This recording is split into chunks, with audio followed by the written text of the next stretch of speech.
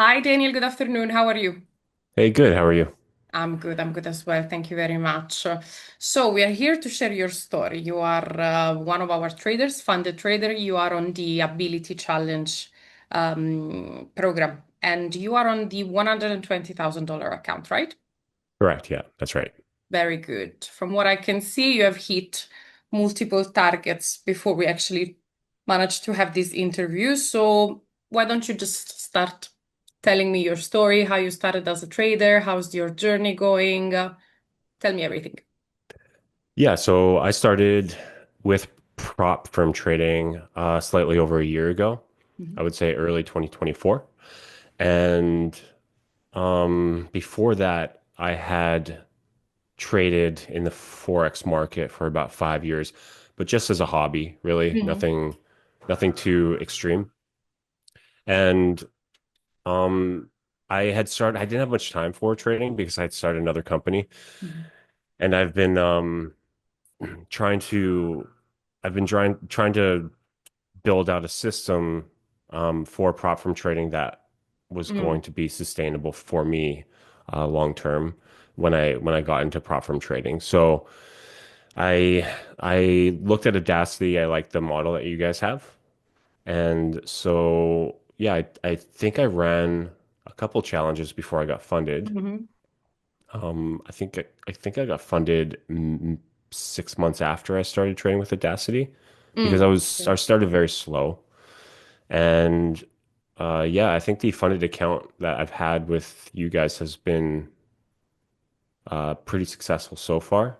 I Yeah, well. generally tar yeah, I generally target around 2 to 3% for a Okay. payout. That's just kind of my system. I don't like to over risk or over leverage Mm. for multiple reasons, right? But one of them is when I think about prop firm trading, I kind of approach it in the same way um, I would with any business. I look Okay. for a sustainable model rather than uh, a large wave of success and then uncertainty. Of So course. sustainability has always been my number one goal. It's like, okay, what system can I run with my trading that's going to show long-term consistency so I have stability in my day-to-day life and I'm not worried about when the money's going to come or if it's going to come, Of right? course. So that's been my goal because I've wanted to transition to a full-time trader for quite some time, Mhm. which I have So now. right now you are full-time into trading. That's right. Right now I'm a full-time day trader and I mostly I make majority of my income from prop firms Okay, that's good. specifically. Yeah. And you mentioned that before going into props, which was around like 1 year ago, you were trading for the past 5 years. Were you just dedicating to your personal funds back then? Yeah, so I was trying to figure out like how the whole system worked. I Mm-hmm. heard about Forex for the first time Mm. and just day trading in general for the first time about in 2019. Okay. Yeah, so that's when I started to really dive into it and I really liked it. Like that's one thing I would say like if you are constantly thinking about trading or the markets or anything like that, then it's probably for you because it takes a lot of obsession, has such a steep learning curve, It and you does. need to be constantly problem solving with your own brain to find progress with trading. It's one of those things you hear all the time. It doesn't happen overnight. It's very true because it's such a progressive journey, and I think the journey is just as rewarding as any achievements that you get when you're a trader. And Of for course. me, yeah, for me, achievements are like with trading are like goals that I meet, like being profitable month over month Mm. or something like that. But the systematic approach I take to get there, that's what I obsess about, I guess. Then I So want to know everything about that. mhm. What is the system that you developed? Because you mentioned about like, you have a specific system for a prop Yeah. account, basically, Mhm. which I'm assuming is slightly different, or maybe at the moment, I don't know if you're only operating with the prop accounts or you are also still managing your personal funds. I want to know if you use the same strategy, if you use the same approach, or is something that you still differentiate. Yeah, so I say this on my socials all the time that prop firm trading is vastly different from Mhm. real account trading. In theory, you could do it the same, but the risk level would have to be severely decreased if Mm, you're trading prop firm challenges and accounts the same as real account challenges. Because if you think about it, to pass a prop firm challenge on a two-step, for example, you need a total between a two phase, you need a total of 15% profit, right? That could take a full year if you're trading, depends on the market conditions, and if you're trading your live account in the same way. 15% gain on a live account of your own capital is actually quite good if you're sustainably investing over time. So that's kind of why I take a different approach to prop firm trading. So what I do is for prop firm trading, I really prefer day trading. mhm, Day trading is such a good model for prop firms because you can really customize the the way you trade and have full control over your trades, your durations, the time you trades, and stay within the rules of that prop firm. Because mhm, that's the biggest hurdle with prop firm trading is all the parameters that the prop firms put on you that you have to navigate. So when you day trade, you can really control everything about your trading, as opposed if you're taking a position trade, you're just pressing buy and then hoping over time it goes up and you're not going to be hitting like any news spikes or a bunch of other issues that come along with like swing trading or mhm, position trading. So yeah, mhm. I've really gotten into day trading only, and I'm a big believer in specialize in one asset. And the Okay, asset that's I've very interesting. I believe yeah, in the same thing, so go ahead, oh please. good. Yeah, so the asset I've specialized in is gold. Mm-hmm. And the reason for that is because I do manage multiple accounts, Mm-hmm. gold tends to move in every single session quite well. So there's enough volatility in there to create opportunities at all times of the day, where I can manage different groups of my accounts that I have, Mm-hmm. right? So I don't have to over leverage everything all at once. And then that gives me the ability, sorry, and that gives me the ability to diversify the risk. Of these accounts that I have to create long-term sustainability, week after week, month after month. I see. I see. Do you manage one account and then you copy trading into your the rest of your accounts, or you actively trade on each one of them? Both. So every prop firm has different rules with copy Mm. trading. If they're okay with me copy trading from my master MT5 account, then that's what I'll do. That's the easiest thing to do. But if they're not okay with copy trading, and they want you to manually trade your own challenges, I'll do that too. Like it I only see. takes me 2 minutes to set up a trade, right? So it's not a big deal. I have my whole system kind of built out where I can log into the account real quick, boom, take the trade, the same Okay. trade that I took on my master, and that totally works for me too. Do you use any indicators for trading, or is a plain, market structure, price action? How do you decide when and how to get in the market? Yeah, so my primary strategy I trade with, um, first of all, I think simplicity is a key. You don't want to get it too complicated, Mhm. um, when you're trying out any strategy because you're just going to be struggling to find a trade setup. I think the way I trade gold is I basically go off of high key levels of Mhm. supply and demand. And I also trade with momentum because with gold, when big institutions are taking positions in gold, they have to take multiple positions Mhm. because it's such a large volume asset. So you'll really see on all different time frames gold just like slowly trending with a lot of momentum, bullish or bearish on the day. Sometimes it whipsaws, but it's one of the strongest trending assets in short windows of time. So it makes it really good for day trading when you can catch these clean bullish or bearish moves on the account. So I'll enter in out of a key level with the momentum, Hmm. and that's generally my two most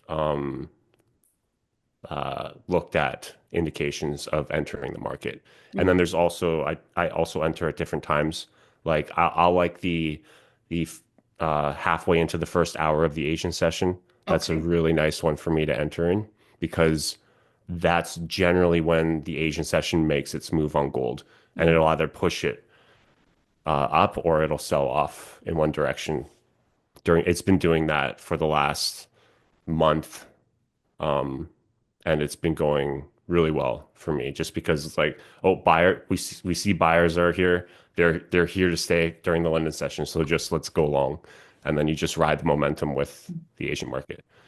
Tell me something because I'm just trying to find out a little bit more about how you manage your life because you said that you recently you have recently gone into full-time trading. Now I want to understand the factors that basically led into that decision. So you mentioned first hour onto the Asian session. What time would that be for you? Did you change your schedule in order to trade during certain working hours? Are you, I don't know, I've been speaking with traders that don't sleep overnight. They completely mixed up their schedule just for trading during Asian session. So I was just curious to know how that works for you.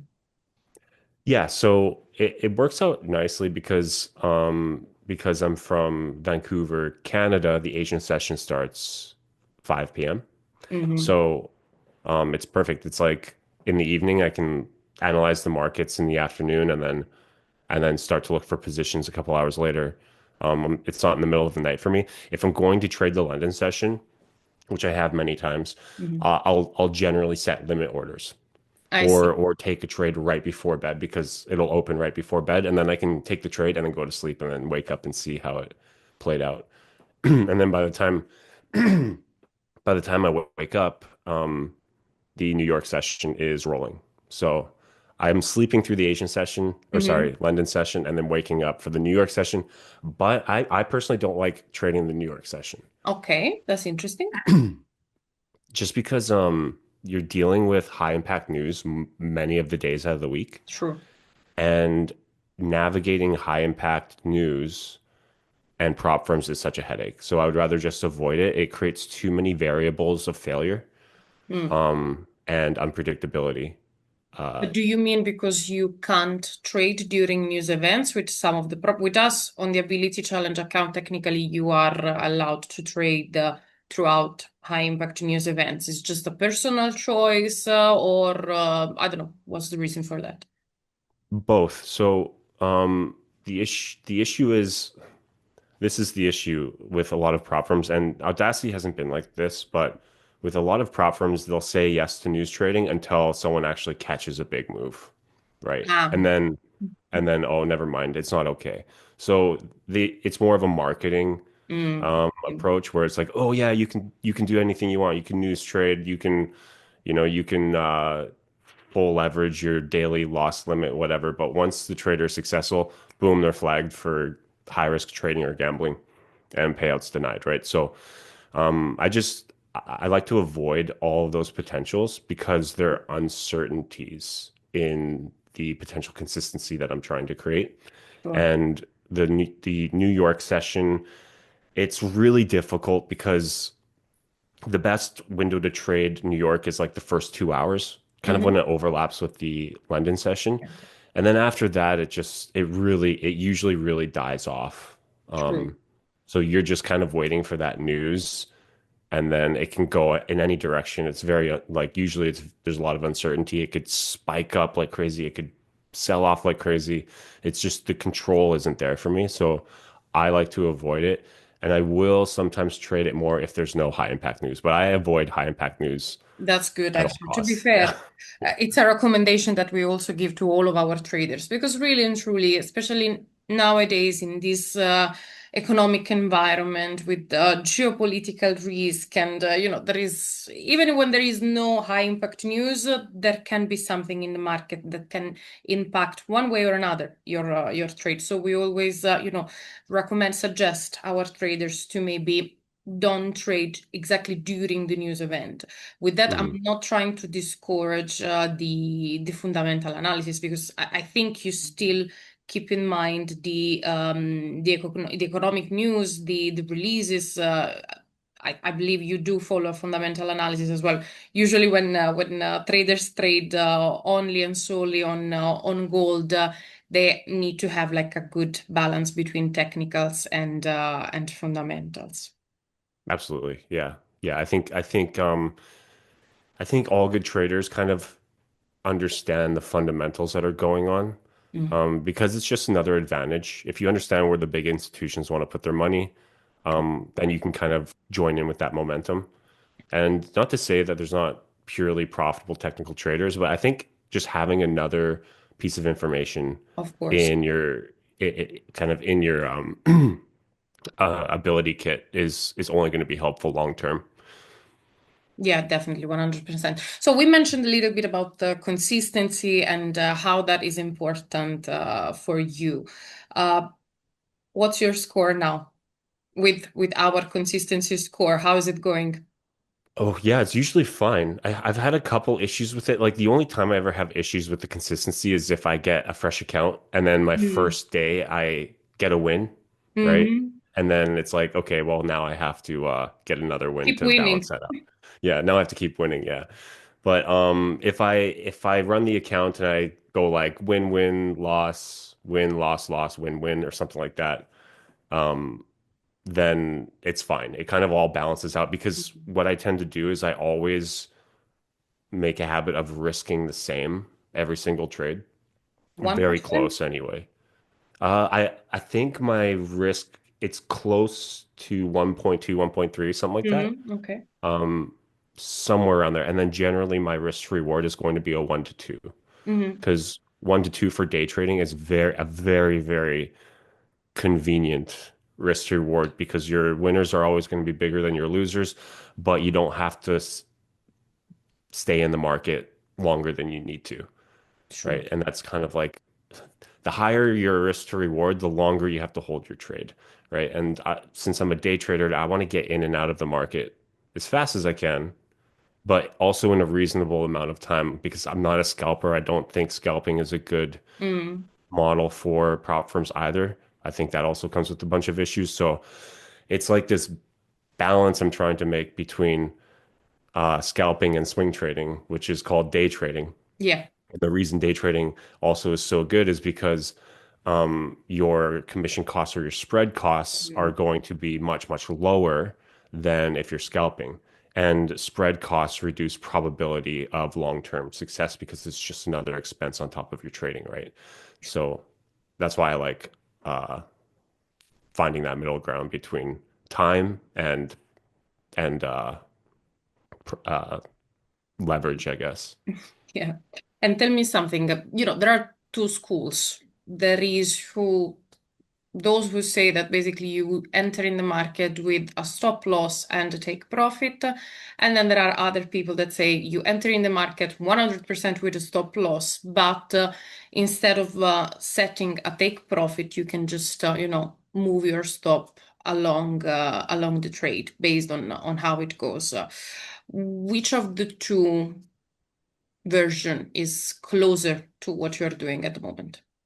Yeah, so I understand the concept of trailing stops. I personally don't do it. I like getting my target hit and getting out of the market. Mm. The problem with trailing stops is eventually it kind of balances out because you're always going to give up some of that profit that you had for it to pull back and hit your trailing stop, Mm. right? So I personally just like to go from my 1 to 2 and Mhm. then I'm just done for the day, Mm. right? Instead of having a trade open on multiple accounts and having to just have that extra step of management, it's not really worth it for me. I really like simplicity and efficiency. Mhm. And then because that's so much more scalable than trying all these little micromanagement ideas on your current trades.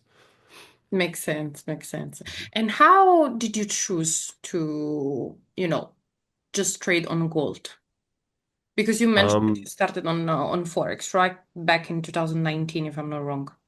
yeah, gold's just been my whole life, gold's just been kind of like a super interest to me. Like I love the I watch all the gold mining shows. Mm. I love gold. I buy gold whenever I can physical. I've just been such a gold advocate for so long that I think it's one of the strongest assets anyone can own, physically Hmm. and digitally. Um, and everything else is everything else to me can be hype, but gold has been around for thousands of years, and that's why, or millions of years or whatever, and that's why I like it, because it's just something that has a lot of security, and I Hmm. think, and that kind of has what has drawn me to it specifically. So the stability as a concept, but the volatility as trading asset. That's right. Yeah, exactly. Best of both worlds, right? That's good. That's good. 100%. I trade myself, and it's been a long time that I've always been only looking at gold. But because of n reasons, lately the majority is because basically I'm busy with other aspect of Audacity of the business. But if I have to trade and I don't have much time, that is my go-to asset. I'm a day trader myself, so Oh, I nice. completely agree and understand everything that you said so far. So. Your journey with us started last year, you said, right? Yes, that's right. Yeah. Okay.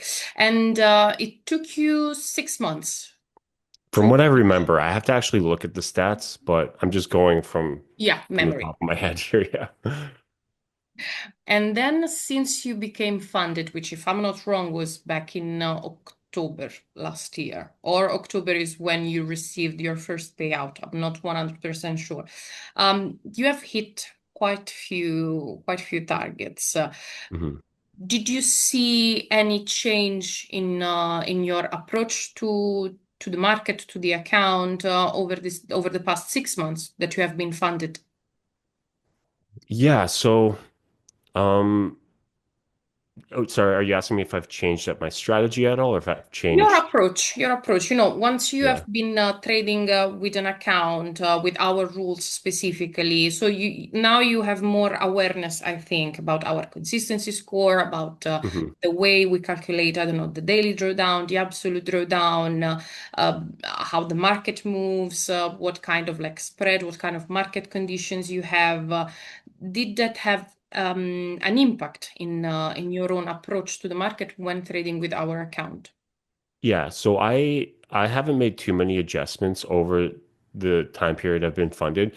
Anything I do with my overall strategy, since it is profitable, Mhm. with prop firms, I do like small micro adjustments. And with Audacity, I think with consistency, like the only thing that I have to do differently is maybe lower the risk a little bit more just so I don't get too much profit in one day. Because Mhm. if you have a consistency, then you have to match that profit the next day. So I like to scale it down and try to view it as like there's two, you have two shots to take in order to hit payout. Well, maybe three. Like it's because if it's a 45% consistency, you can do that over 3 days, right? So um, yeah, with Audacity, I just lower the risk a little bit. Mhm. And it is kind of nice too because it's 125K capital as opposed to 100K.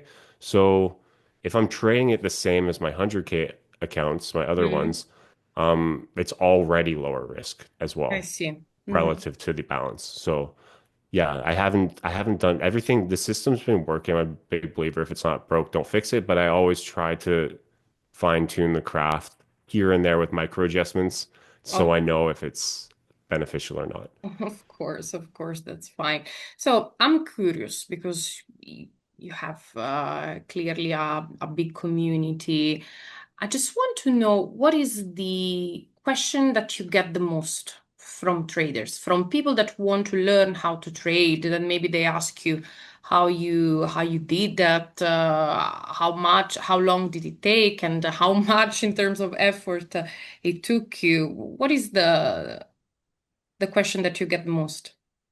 Yeah, well, because my niche is more like prop firms over Mm, trading, even though they're very correlated, I do get way more questions about prop firms than okay. I do about trading specifically. Hmm. I do get questions often like, "Oh, how much do you risk per trade on your challenges and stuff like that?" And I've written ebook like a couple ebooks for anyone that wants to know my whole process. They can go and Hmm. read them, but the biggest question I always get for prop firms is like, hey, is this prop firm legit?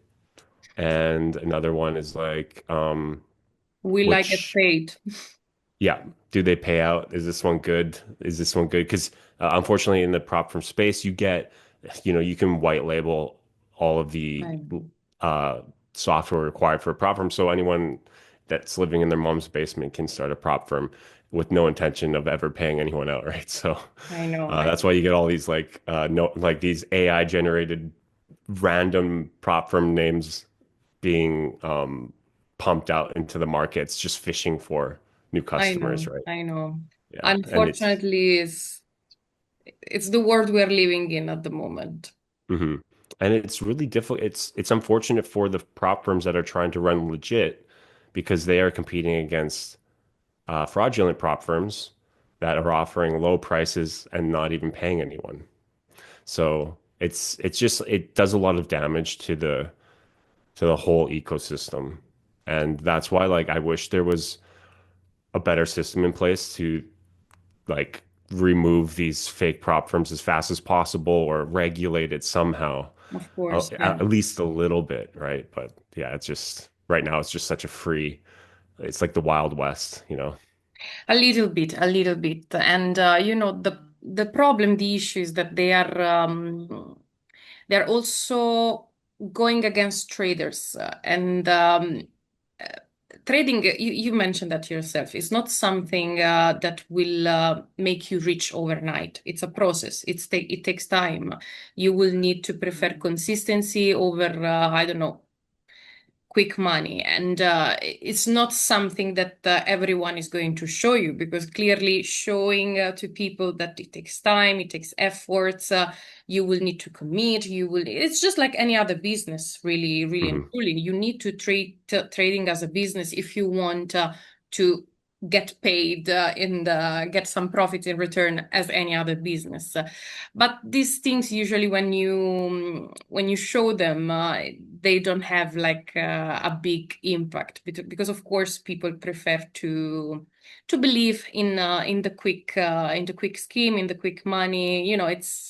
It's nicer to think Yeah. of trading of that, but unfortunately it's not the reality. Hmm.